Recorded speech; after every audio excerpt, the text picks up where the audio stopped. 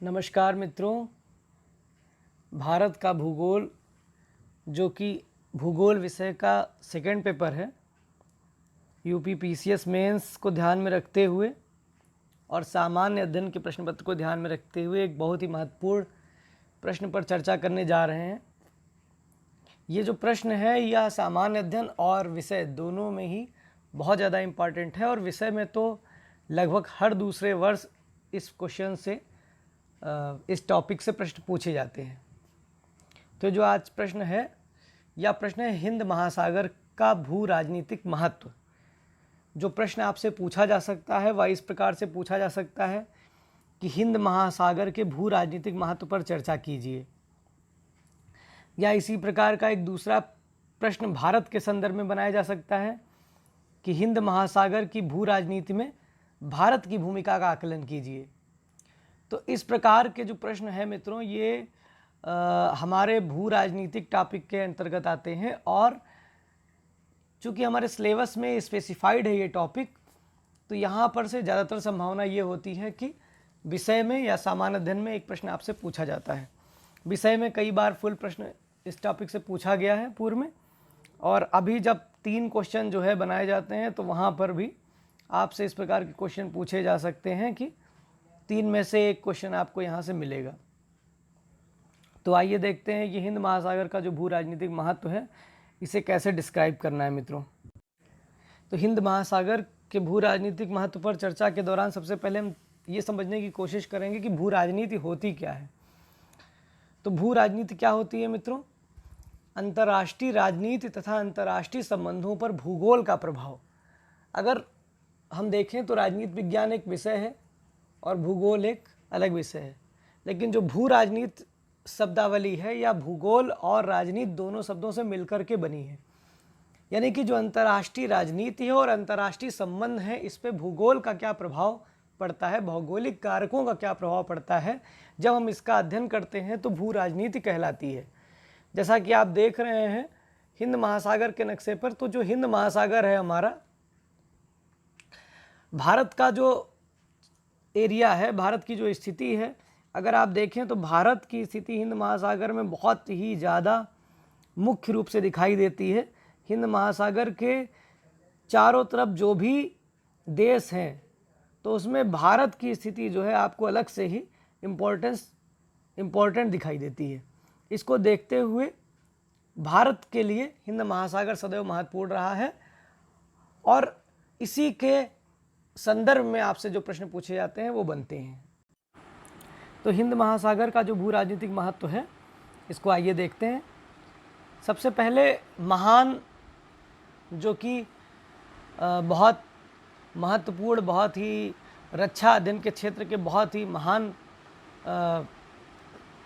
Philosopher हैं। महान का कथन बहुत महत्वपूर्ण है इस संदर्भ में। उन्होंने कहा था कि 21वीं सदी में हिंद महासागर पर जिस देश का नियंत्रण होगा पूरे एशिया पर उसका नियंत्रण होगा। यह कथन जो महान का कथन है, अगर इसका हम मूल्यांकन करें तो उन्होंने इसकी कल्पना की कि जो 21वीं सदी है वह हिंद महासागर की सदी होगी। यदि आज हम देखें तो द्वितीय विश्व युद्ध के पहले तक की स्थिति ये थी कि जो दुनिया के सर्वाधिक शक्तिशाली राष्ट्र थे वो अटलांटिक महासागर के आसपास थे। अटलांटिक महासागर के चारों तरफ अगर आप एक घेरा बना लें तो वहाँ पर आपको सारे देश मिल जाएंगे। लेकिन महान ने यह कल्पना की कि जो 21वीं सदी होगी वो हिंद महासागर की होगी और जिस देश का नियंत्रण हिंद महासागर पर होगा पूरे एशिया पर उसका नियंत्रण होगा। और निश्चित रूप से एशिया ही आज के समय में सबसे ज़्यादा डिसाइडिंग है। तो इसी से पता चलता है कि हिंद महासागर का भू राजनीतिक महत्व बहुत ज़्यादा है। अगर हम इसके भू राजनीतिक महत्व पर चर्चा करें तो सबसे पहले चीज़ निकल के आती है कि हिंद महासागर के चारों तरफ 47 तटीय देश हैं। बहुत बड़ी संख्या है तटीय देशों की, और ये जो तटीय देश हैं ये गरीब हैं, अल्प विकसित हैं, राजनीतिक रूप से अस्थिर हैं। देखिए हिंद महासागर क्षेत्र के मित्रों अगर हम ज़्यादातर देशों को देखें तो हिंद महासागर जो क्षेत्र है उसके एक ओर भारत है जो प्रायद्वीपीय स्थिति में है, उसके पूरब में ऑस्ट्रेलिया है और पश्चिम में अफ्रीका है। तो अफ्रीका के देश ऑस्ट्रेलिया और ओशनिया के देश और भारतीय प्रायद्वीप। यहाँ पर ज़्यादातर जो देश हैं, अगर ऑस्ट्रेलिया को छोड़ दिया जाए तो गरीब हैं, अल्प विकसित हैं और राजनीतिक रूप से अस्थिर हैं।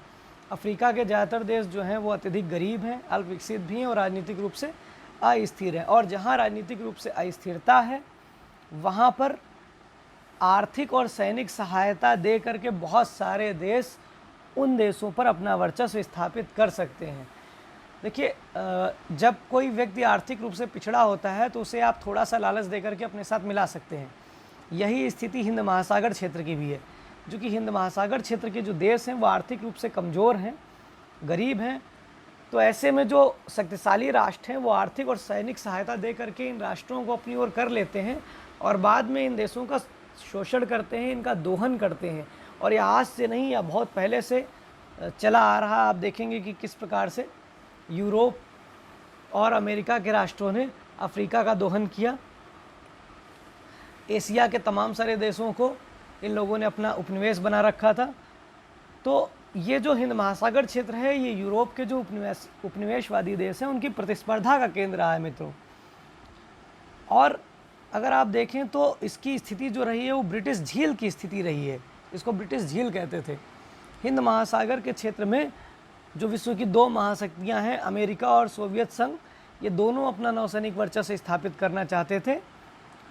और इसी को ध्यान में रखते हुए ही महान ने यह कथन कहा था कि जो भी देश हिंद महासागर को नियंत्रित करेगा वह एशिया को नियंत्रित करेगा और संपूर्ण विश्व को नियंत्रित करेगा। तो हिंद महासागर एक बहुत ही महत्वपूर्ण आर्थिक, राजनीतिक और सामरिक क्षेत्र के रूप में उभर कर आता है। हिंद महासागर को अगर हम देखें तो हिंद महासागर हमारा उष्णकटिबंधीय स्थिति में है। वर्ष भर समुद्री नौ परिवहन होता रहता है, हर प्रकार के संसाधन हैं और यही इसकी स्थिति को महत्वपूर्ण बनाते हैं। अगर भू आर्थिक महत्व देखें तो हिंद महासागर के तटीय देशों में पाए जाने वाले खनिज, आप देखेंगे कि हिंद महासागर के जो तटीय देश हैं वो खनिज की दृष्टि से बहुत ज़्यादा संपन्न हैं। अफ्रीका के देशों में आपने देखा ही है कि सोना, लोहा, हीरा, ये सारे खनिज बहुत ज़्यादा मात्रा में पाए जाते हैं। दूसरा जो महत्वपूर्ण चीज़ है वो है शस्त्र व्यापार मित्रों। जो अंतर्राष्ट्रीय प्रवृत्ति रही है वो ये रही है कि जो देश राजनीतिक रूप से अस्थिर होते हैं वो शस्त्रों के आयात में ज़्यादा रुचि लेते हैं। अगर आप सिपरी की रिपोर्ट देखें, सिपरी जो शस्त्र आयातक निर्यातक संगठनों की रिपोर्ट जारी करते हैं, अगर आप सिपरी की रिपोर्ट देखेंगे तो आप पाएंगे कि जो अल्प विकसित राष्ट्र हैं जैसे अरब कंट्रीज़, इंडिया, अफ्रीका के राष्ट्र, ये शस्त्र आयात और निर्यात में बहुत ज़्यादा रुचि रखते हैं, इसलिए शस्त्र व्यापार का भी यहाँ पर बेनिफिट है। और तीसरा है महासागरी खनिज। जो हिंद महासागर क्षेत्र है महासागरी खनिज की दृष्टि से भी बहुत ज़्यादा महत्वपूर्ण है। यहाँ पर आपको पता है कि पेट्रोलियम्स, आणविक खनिज, अलौह धातुएं, मैग्नीज, ड्यूल, ये सब पाए जाते हैं। तो इसकी दृष्टि से अगर देखें तो खनिज की दृष्टि से भी ये बहुत ज़्यादा इम्पोर्टेंट हो जाता है और ऐसे में इसका जो भू आर्थिक महत्व है वो बढ़ जाता है। भू सामरिक महत्व की बात करें तो हम पहले भी चर्चा कर चुके हैं कि 3 महाद्वीपों का केंद्र है। एक तरफ एशिया है, एक तरफ अफ्रीका है, एक तरफ ऑस्ट्रेलिया है और उसके बीच में हिंद महासागर है। यानी अगर किसी व्यक्ति ने हिंद महासागर पर अपना नियंत्रण कर लिया तो 3 महाद्वीपों पर उसका सीधा सीधा नियंत्रण हो रहा है। उसके बाद मित्रों Suez, Malacca, Cape of Good Hope, ये जो मार्ग हैं, स्वेज का मार्ग कहाँ पर है? आपने देखा है कि स्वेज नहर जो है वो भूमध्य सागर को हिंद महासागर से जोड़ती है, भूमध्य सागर को अरब सागर से जोड़ती है। तो स्वेज नहर जो है वो हिंद महासागर का प्रवेश द्वार है। मलक्का हिंद महासागर को पैसिफिक ओशन से जोड़ने में मार्ग का काम करता है। और केप ऑफ गुड होप आपने देखा है कि प्राचीन मार्ग अफ्रीका के नीचे से गुजरता था। तो ये जो अंतर्राष्ट्रीय व्यापार के प्रमुख मार्ग हैं, स्वेज का मार्ग हो, चाहे मलक्का का हो, चाहे केप ऑफ गुड होप हो, ये हिंद महासागर से गुजरते हैं और ये उसके भूम सामरिक महत्व को बताते हैं। क्योंकि प्राचीन समय से भी आपने देखा होगा कि जिन देशों ने इन मार्गों पर अपना नियंत्रण रखा उनका इन क्षेत्रों पर वर्चस्व रहा। तीसरा जो बिंदु है हमारा वो है विश्व व्यापार पर नियंत्रण। तो जैसा कि आप देख ही रहे हैं कि सुएज मलक्का और केप ऑफ गुड होप जो है यहाँ से गुजर रहा है। और आज जो विश्व व्यापार है, यूरोप को अगर किसी यूरोप के जहाज़ को भारत आना है तो उसे सुएज नहर होकर के आना है। इसका मतलब सुएज नहर पर जिस देश का नियंत्रण रहेगा वो विश्व व्यापार में महत्वपूर्ण भूमिका निभाएगा। इसी प्रकार मलक्का का जो मार्ग है, श्रीलंका की अगर आज इम्पोर्टेंस बढ़ी है, सिंगापुर की आज अगर इम्पोर्टेंस बढ़ी है तो उनकी व्यापारिक स्थिति की वजह से बढ़ी है मित्रों। तो विश्व व्यापार पर नियंत्रण में भूसामरिक महत्व जो है वो हिंद महासागर का बहुत ज़्यादा है। व्यापारिक महत्व की बात करें तो आप देख सकते हैं हमारा जो सुएज नहर का मार्ग है, इसके अलावा हमारा जो मलक्का का मार्ग है वो यहाँ से जाता है, केप ऑफ गुड होप का मार्ग जाता है, भारत के साथ अरब का व्यापार हो, भारत के साथ अफ्रीका का व्यापार हो, भारत के साथ ऑस्ट्रेलिया का व्यापार हो, भारत के साथ जापान का व्यापार हो, भारत के साथ यूरोप का व्यापार हो, इन सारे व्यापारिक महत्व के लिए हिंद महासागर के मार्ग ही सबसे महत्वपूर्ण जो है वो भूमिका आज के दौर में निभा रहे हैं। तो हम ये देख सकते हैं कि हिंद महासागर जो है वो भारत के लगभग 98% जो व्यापार है उसको नियंत्रित करता है। तो इसका व्यापारिक महत्व बहुत ही ज़्यादा है। ऊर्जा सुरक्षा मित्रों, आज के समय में ऊर्जा सबसे ज़्यादा इम्पॉर्टेंट चीज़ों में से एक है, क्योंकि जो देश जितना ज़्यादा ऊर्जा में दक्ष है वो उतना पावरफुल है।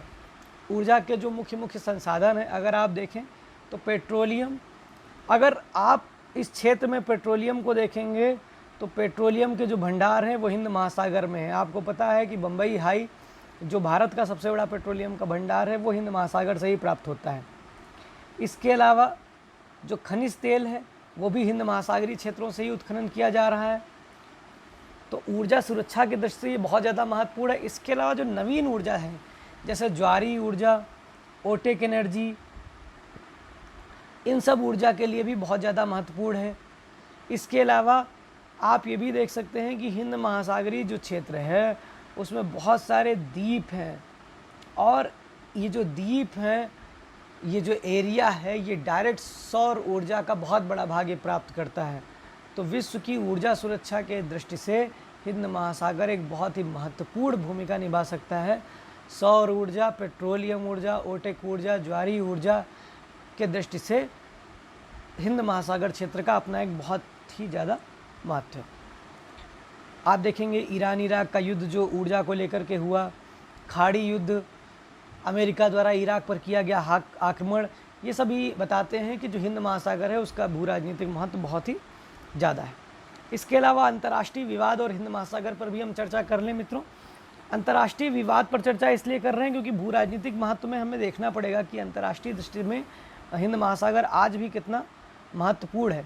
अगर आप कुछ संगठनों की बात करें तो सार्क जो संगठन है, जो जिसे हम दक्षेस भी कहते हैं, south Asian association of regional corporation, तो रीजनल कोऑपरेशन का जो संगठन है सार्क, इसमें जो भी देश हैं ये मुख्यतः हिंद महासागर पर आश्रित हैं। अगर अफगानिस्तान को छोड़ दिया जाए, अफगानिस्तान तो भूबद्ध स्थलबद्ध क्षेत्र है।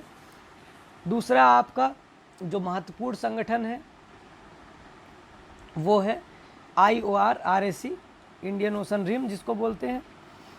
तो ये भी एक बहुत ही महत्वपूर्ण संगठन है। इसके अलावा आसियान, आपको पता है कि आसियान के जो देश हैं 10 देश, ये भी इसी क्षेत्र में हैं और इसी क्षेत्र के प्रभावी देशों में हैं, और इनकी प्रभावशीलता का भी कारण हिंद महासागर है। लेकिन अगर मुख्य विवाद की बात करें मित्रों तो हिंद महासागर क्षेत्र में जो मुख्य विवाद का बिंदु रहा है वो रहा है डियागो गार्सिया के कारण। डियागो गार्सिया क्या है? डियागो गार्सिया एक द्वीप है। डियागो गार्सिया एक द्वीप है जो कि आज़ादी के पहले ब्रिटिश नियंत्रण में था, किंतु द्वितीय विश्व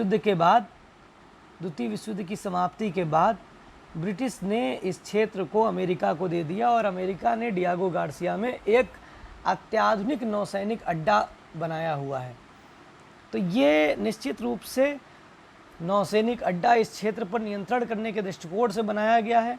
डियागो गार्सिया पर जो नौसैनिक अड्डा है वो सीधे सीधे भारत को, अफ्रीका को और ऑस्ट्रेलिया को प्रभावित करता है, और ये निश्चित रूप से हिंद महासागर के तटीय देशों की सुरक्षा के लिए एक प्रकार का खतरा है।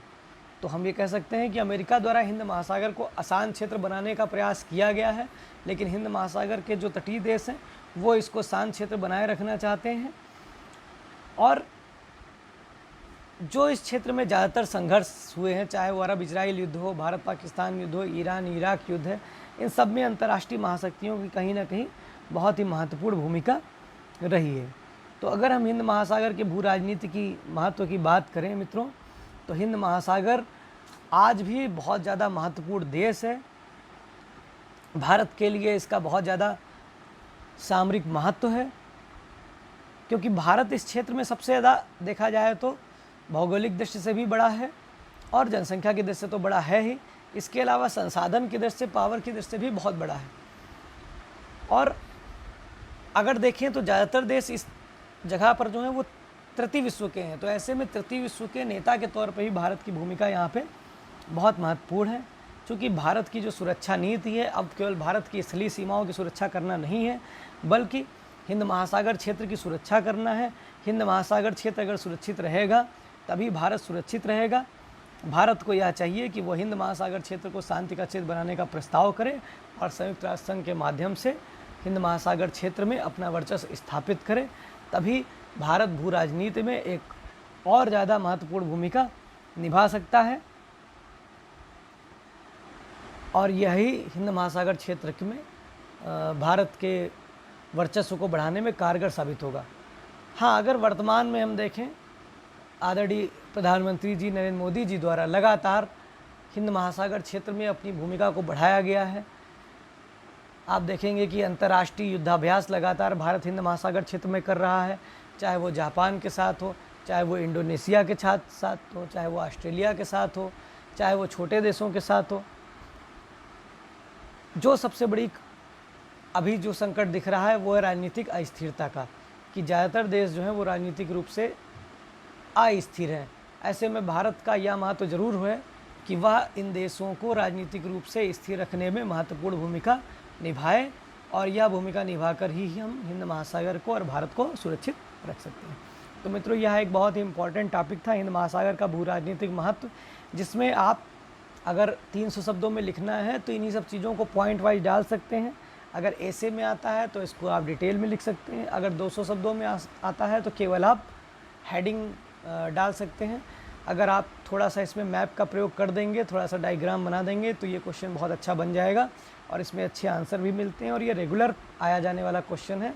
तो सभी लोग इसको बेहतर तरीके से तैयार करें और आगामी परीक्षाओं की आपको बहुत बहुत शुभकामनाएं। धन्यवाद।